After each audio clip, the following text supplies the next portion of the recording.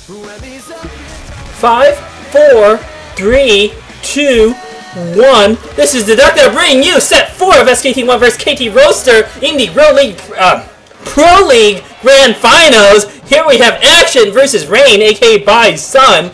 Rain looks like the yellow Protoss at the 5 o'clock position, and Action looks like the red Zerg at the 7 o'clock position. The crowd is going wild in the background, even though neither of these players are particularly famous. By Sun has certainly shown himself to be a somewhat capable player. He is 46% against Zerg, I believe, and he is, wow, you know, that is not a particularly impressive statistic. He is a rookie in many ways. Relatively new player. Action, though, certainly, wow, he is the best Zerg player on KT, but he is not quite in the same league as your, you know, top Zerg players of the day, whether it's your Zeros or your Hydras or your J-Dogs. He's probably a level below that. And I do not believe Action is actually in either Star League. He might be in the MSL. I'm not quite sure about that, but regardless, people going crazy there in the background. I can't see who that was on that sign. My video's a little blurry, unfortunately. Can't quite make it out there. And it looks like By Sun going to scout in the wrong direction on the map Mancha here. And now we see another sign of some sort, although I do not know what that sign means. Certainly very colorful. And where are the fans with the racer boards and the markers? I guess maybe for the Pro League Grand Finals, the dedicated fans will bring their own custom-made graphics to the event. I guess that's got to be the case. Perhaps the teams KT and SKT1 will give their fans pre-made signs, pre-made posters for them to cheer with. I imagine that's what some of the members of the audience are holding, but they could be a fan effort. Okay, there. Well, that's not Magic Marker. That is something written on a notebook. Might be by Magic Marker, though. Hard to say. Here's a nice drawing of the SKT1 team members. They all look kind of effeminate in that picture. They all look kind of like Bisu, I have to say. No offense to Bisu, who destroyed Crazy Hydra in a brilliant game, I have to say. And Crazy Hydra really did play pretty well in that game. Above what I would normally expect of him. But, you know, you just can't beat someone in Bisu's league like that. And the commentators are still standing. That's how excited they are about this game.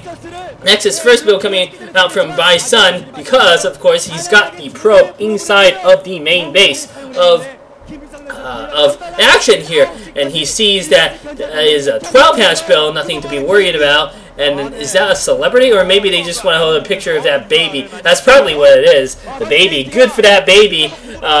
Good for him to watch StarCraft at such a young age. Perhaps he'll learn something from the Flash game, which will surely be coming up soon enough. And now, both players going for fairly standard builds. And there's a guy eating some instant noodles, it looks like. His eyes, shifting his eyes there's a little bit. Look kind of sneaky to me. I don't know why that was. Anyway, here we see a few more Zerglings trying to chase around that probe. Nothing really should happen to it. By Sun should be able to keep the probe alive for some time. Hopefully By Sun's absorbed even a fraction of Bisu's skill against Zerg players. That's all he needs here to take on someone even like Action, or at least he's delivering entertaining game. And Bisu, yes, just as I was talking about Bisu, they are showing Bisu. He's looking fairly expressionless in that particular shot. But sooner or later, he is going to, his feelings will betray him. Sooner or later, I would say. And now, both players just in their standard opening, Cybernetics Core going down for By Sun, whereas Action is going for the standard Zerg build of the times. Well, that's not 100% true. I guess you can say that there are two standard Zerg builds. It's either a fast Hydraless bust, which may perhaps still be coming, or the standard 4th hatchery type build. See a layer going down. That's still not necessarily proof that there's no Hydraless bust, because you can always put the Hydraless in down afterwards and still get a pretty strong attack out. But it's not the 3-hatch Hydraless type build, 3-hatch no layer Hydraless type build. So this type of build is probably going to go up to the 4 hatchery, 4 bases. Well, not 4 hatchery, it'd be like 6 hatcheries, and the Hydralisk build is a very, very powerful build. They can build so many Hydralisks to overwhelm Protoss defenders, unless the Protoss do something fairly early on, or do some sort of sneaky, clever strategy, like employ Corsair Dark Templar. I feel that probably is the best way to counter these 4-base builds. The Bisu build, the Corsair Dark Templar build, really punishes Zerg player for expanding too widely, getting too many bases, because it's so difficult for Zerg to defend all the locations, and that is the strength of the Dark Templar build. You're darting, you cause some havoc in one base, by the time the Zerg responded there, you're gone. You're already causing havoc at a different place. Citadel going down. Let's see where Templar Archives goes down next. It almost always does these days, unless the Protoss really wants to focus on a pure speed attack, which is rare. They often get Templar quite a bit faster. What I don't like is building the Dark Templar and saying them in a direct frontal manner. Maybe as a scout, 1 Dark Templar, sure, that's worthwhile, but any more and you try to actually bypass the Zerg defenses by walking through the frontal, that never works. And here we see the SKT1 mascot in the audience, interestingly enough. Not on the stage, perhaps that is where he goes during the actual matches. And now this Corsair going to scout out and see what is going on here. He is going to be able to see that 4th base going down for action sooner enough, and now give him all the information he needs to be able to counter this, as long as by Sun or Rain, I guess I'll call him Rain, since that is easier to pronounce. Although Sun and Rain are kind of opposite concept if you think about it. I don't know what he means by the buy. And ooh, that Corsair getting picked off by Skurs. Very nice work there by Action. The crowd going wild with applause there. Certainly impressive maneuver there coming from Action, intercepting that Corsair, predicting its exact path and destroying it. Impressive work. As far now, the Hydralisk then going down, so Action is going to focus on a heavy macro game. These are very, very dangerous. I mean, this is a very dangerous build for Protoss to deal with if the Protoss does not proactively try to change its fate. Countering your base and trying to build up an army does not work against 4-base Zerg. They will overwhelm the Protoss defenders eventually. And it can be very difficult to effect some sort of frontal breakthrough.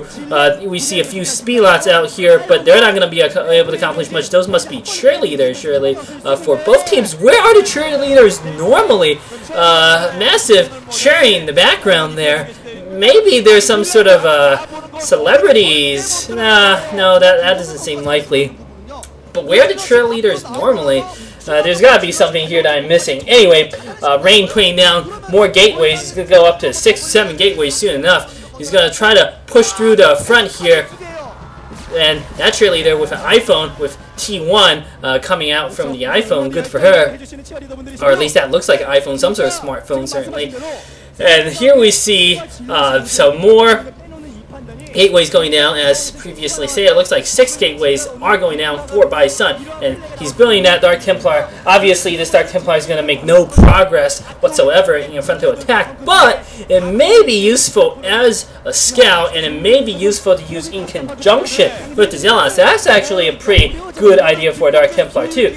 With a big, strong force of Zealots at the front, you don't really micro the Zealots. You let them do whatever. You micro the 2 or 3 Dark Templars, or maybe 2 or 3. 3 might be too many. 2, I think, is probably a good number. 2 Dark Templar, and you micro. Look at that burrow coming out. That is actually somewhat unusual. This attack's not going to make any progress. Too many defenses there. Spore Colony, Overlords all over the place. Nice blockade. As you can see, Bison not going to be able to do too much in Action, fortifying both entrances heavily there. So many sunken colonies and other defenses. I don't see how Bison's going to be able to do too much. Even though Bison has map control now, sooner or later, Action's going to build up an overwhelming force. He's also got Burrow, interestingly enough. That's actually very useful scouting information. Action sneaking around the map there with some Zerglings, ambushing these Dragoons. Brilliant maneuver here by Action, I have to say. He's picked off 2 Dragoons at very little cost. 3 Dragoons going down. Now he's going to be able to dart away. We can see the KT team very pleased about that. Bison putting on some pressure at the front with those ranged Dragoons, going to be able to pick away at one of those hatcheries. That's a good maneuver. That's also another good thing the Protoss can do, outrange the Sunkens. But quite a few Zerglings might be coming out to deal with this.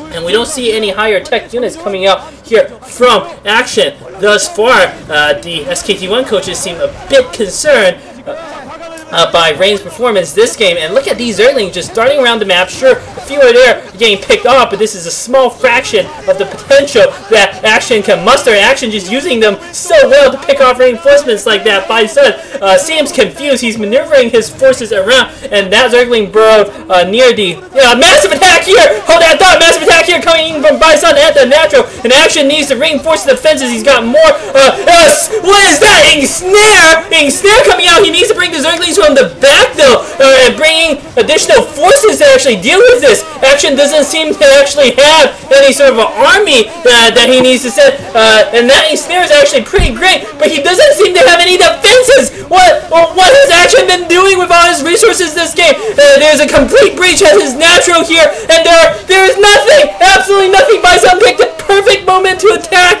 through, and this is just Action paying the price for his arrogance, not building. If he had a dozen Hydralisks, which he could easily afford in the background, he could not have possibly lost in that defense. If he built 2 dozen more Zerglings during this time, he could not possibly lose. As it stands, he's going to lose his hive. Brilliant attack by Bison, making up for Action's little guerrilla tactics there. Action just not paying any attention at all, unfortunately. I mean, that little Snare was clever if he had forces to back it up, since he never slows down the Protoss rate of attack, and now the Protoss army has become scary indeed. They have complete map control. Zerg is down 2 bases. I don't see how Action can possibly come back from this, and KT is going to go down, or I should say rather SKT1 is going to go up 3-1 over KT. Absolute disaster. If Action can somehow come back from this game, it'll be one of the most legendary comebacks of all time. What the hell is that other mascot? I mean, the SKT1 mascot certainly looks happy, although he's usually happy that later being morphed in the front. Why are there not additional sunken colonies being morphed from those creep colonies? Okay, now they're being morphed. This defense is still solid. If there are some Zerglings or Hydralisks in the back there, this may yet be able to hold. After all, with no storm, Hydralisks are very effective. Massive attack coming here by Sun. From Bison, aka Rain. Looking at Bison looking calm and confident there, but Action is going to be able to drive this attack back just on the sheer weight of his defenses there. However, that is not going to bother Bison too much, I feel. He's going to be able to get his 3rd base up completely unmolested. The Filer's Mound is down there along with a Queen's Nest, and later is going to go down here, it looks like, to the fire from these Dragoons. Not that Action has anything to deal with this. He would be wise to use the Filers in conjunction with his Zerglings. Swarm Assault could be able to push this Protoss army back here. He doesn't seem to have much beyond a handful of Zerglings during all this time. That is just completely silly, unfortunately. So Hoja, they're looking not too happy, I have to say. Probably disappointed by the poor performance of Action here.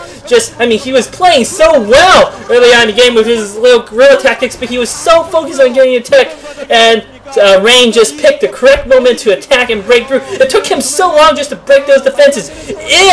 If Action had any sort of ground forces there, he could not have possibly lost that battle.